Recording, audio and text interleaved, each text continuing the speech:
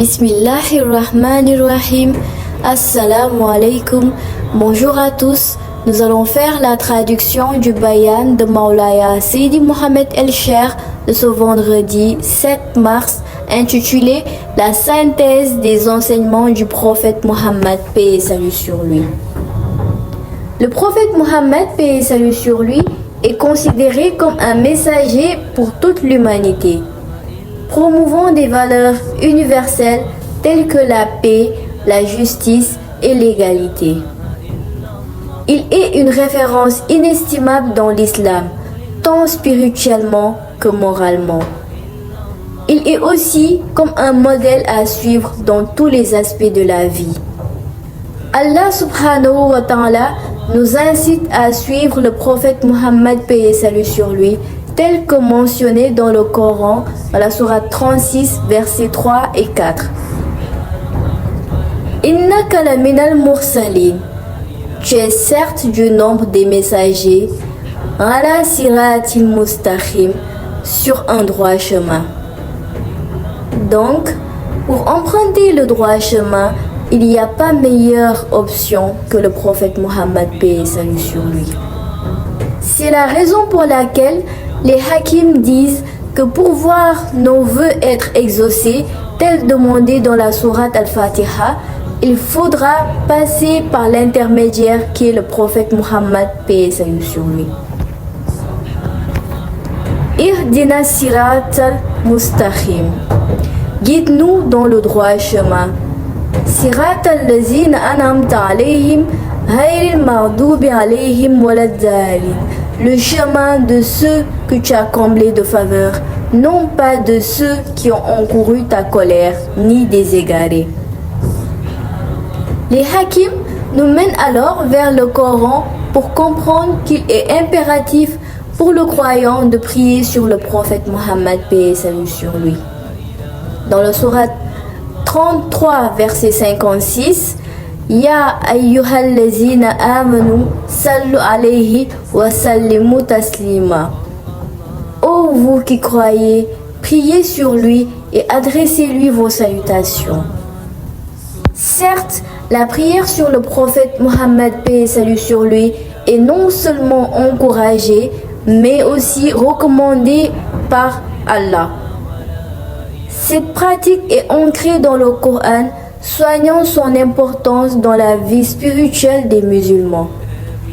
Dans la sourate 9, versets 128 et 129, je cite, Laqad ja'akum rasulun min anfusikum azizun alayhi ma anittum harisun alaykum bil mu'minina raoufur rahimun. Certes, un messager pris parmi vous est venu à vous, auquel pèsent lourd les difficultés que vous subissez, qui est plein de sollicitude pour vous, qui est compatissant et miséricordieux envers les croyants. Ainsi, pour montrer son savoir-faire, Allah subhanahu wa ta'ala a fait du prophète Mohammed, paix et salut sur lui, un être à part. Puisque les autres prophètes étaient tous sortis des mêmes terres, autres que celle du prophète Mohammed, paix et salut sur lui. Avant la venue du prophète Mohammed, paix et salut sur lui, ses prédécesseurs avaient accompli leur mission dans leur terre révélée. Mais le prophète Mohammed, paix et salut sur lui, est non seulement sorti de la Mecque, puis sa finalité est à Médine, là où est ancré son mysticisme. Et c'est la même chose pour les waliyou mursal. Ainsi, la finalité ne signifie pas uniquement le lieu où est sa tombe, mais la sacralité du lieu et son mysticisme. Cependant, les habitants de Médine se réjouissent jusqu'à ce jour d'avoir accueilli le prophète Mohammed, paix et salut sur lui, à bras ouverts lorsqu'il était persécuté à la Mecque. Sans oublier que c'était la volonté divine. Cet être extraordinaire qui est Mohammed, paix et salut sur lui, est notre intermédiaire avec Allah subhanahu wa ta'ala, d'où la nécessité de faire des tawassul sur lui. Soit Salli ala Sayyidina Muhammad il-Fatih il-Ma ughliqa, soit Allahumma salli ala Sayyidina Muhammad Nabiyil Ummi wa ala alihi wa sahbihi wa sallim. Soit Allahumma salli ala Sayyidina Muhammad wa sallim, car c'est là où la lumière du prophète Mohammed, paix et salut sur lui, va être bénéfique pour nous, en plus des vœux exaucés. En outre, ce mois béni et qui est Shahru Ramadan ne doit pas nous échapper, puisqu'on ne sait pas si nous allons assister au prochain Ramadan.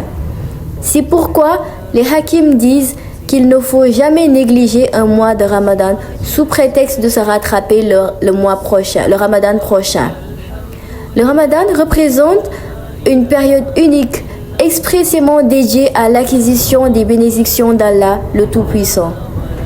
En cas de manquement dans nos actes d'adoration, de déficience dans notre culte, dans nos prières volontaires, dans la récitation du Saint-Coran et dans la mise en pratique de ses enseignements, ce mois nous offre la possibilité de nous recentrer sur l'accomplissement de nos devoirs religieux et de nos pratiques spirituelles facultatives.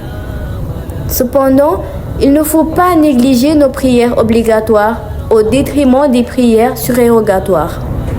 Respecter toutes les recommandations d'Allah subhanahu wa ta'ala avant de parler de bienfaits. Ne pas se focaliser uniquement sur la faim pour ne pas penser que c'est une punition divine. En effet, il y a un secret pour le croyant qui jeûne, puisque le jeûneur viendra au jugement dernier avec le ventre rassasié, et ceux qui ne le faisaient pas, ils viendront avec une faim atroce. Sachant que le jugement dernier, les gens auront faim et soif, sauf pour ceux qui étaient dans l'accomplissement du jeûne, sans oublier que la durée du jugement dernier est de 50 000 ans. Le prophète nous recommande de jeûner avec assiduité et volonté le mois de Ramadan pour échapper au supplice du jour du jugement. Dans cette même perspective, Moussa alayhi salam disait que pour avoir des habits le jour du jugement dernier, il faut avoir l'habitude de donner de bons habits aux croyants, puisque les gens seront tous nus ce jour de vérité, sauf ceux à qui Allah subhanahu wa ta'ala a fait faveur. De même, ceux qui avaient l'habitude de donner à boire et à manger aux croyants auront ce même traitement de faveur le jour du jugement dernier. Assalamu alaikum wa rahmatullahi ta'ala wa barakatuh.